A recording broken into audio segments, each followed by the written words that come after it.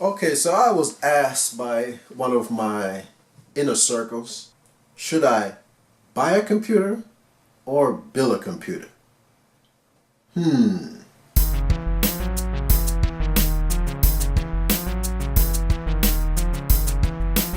Hey there, gentle people.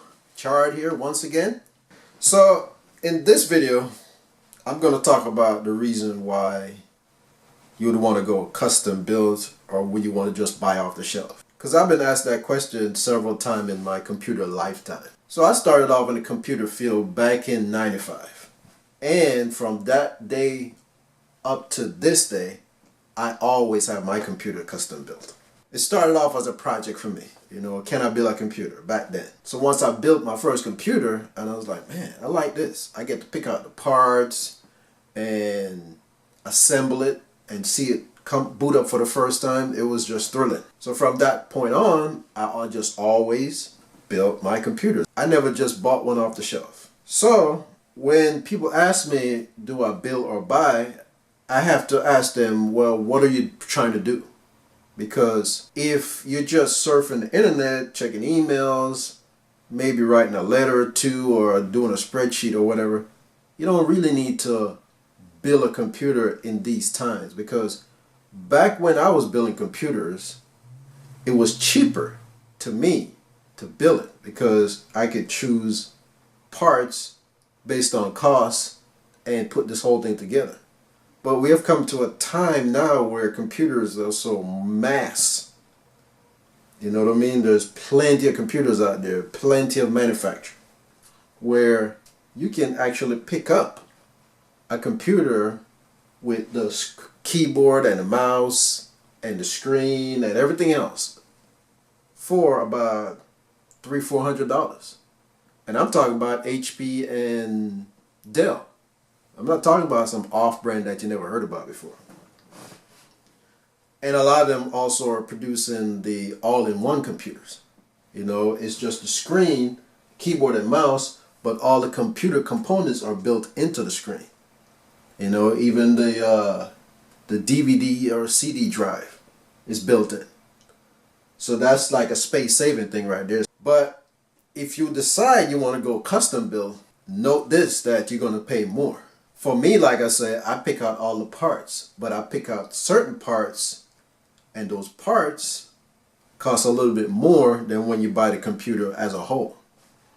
Because most of those computers on a whole has everything integrated on the motherboard.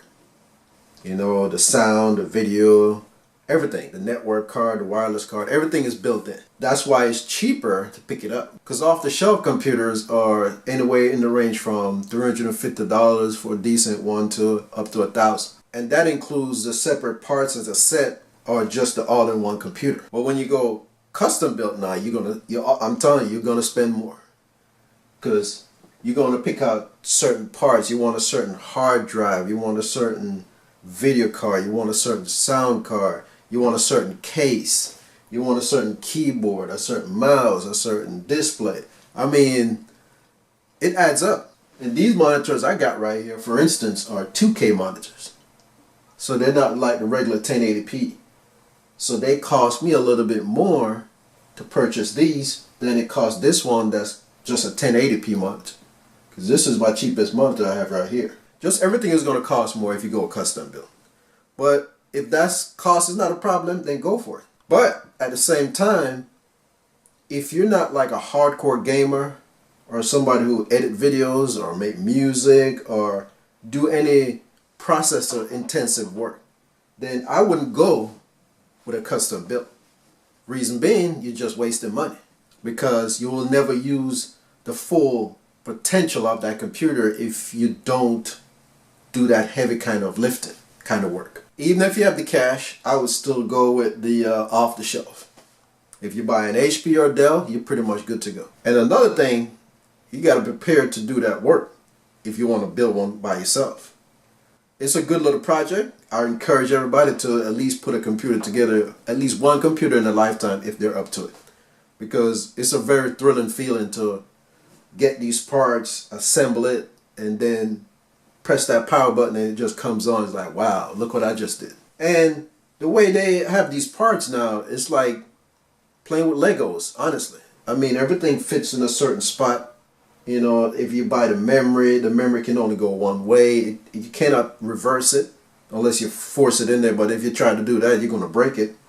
The hard drive plugs into a certain spot. The video card goes into a certain slot.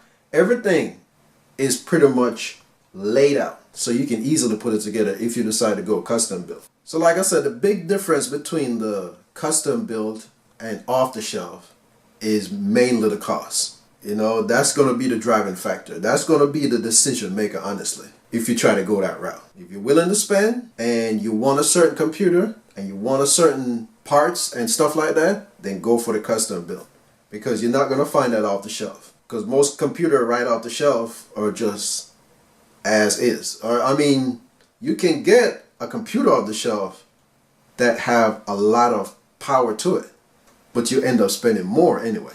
And a computer that's on the shelf can go all the way up to $5,000 or even more. But do you need all that? You know, you can still build a custom computer way less than that, that's suitable to your needs. So that's my answer to this question. I will always go custom built because I do heavy lifting work.